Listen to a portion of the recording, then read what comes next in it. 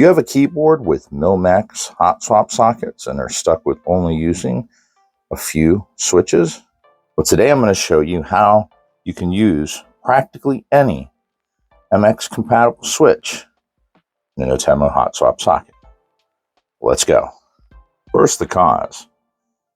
Some manufacturers, for one reason or another, do a little pinch on the right hand pin. And when I talk about pins in what position, I mean with the pin is facing me.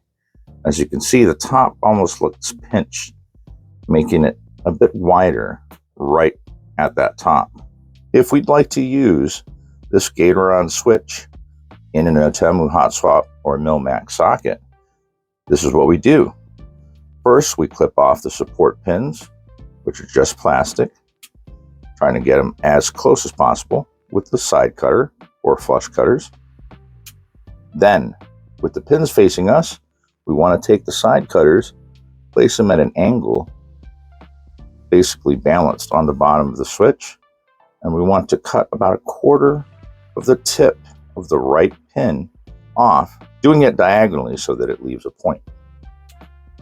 So once we ensure that the pins are straight and ready to go, we line it up on the plate and push in,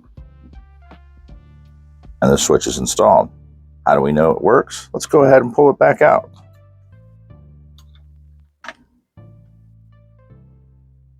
See how the pin's not bent? It's short, but it's still making contact and it's still working. Now, granted, these switches, once modified, may not work in standard hot swap sockets, but if you do have some switches you want to use in Mill Max Outemu hot swap sockets, then this is how you can get them to work.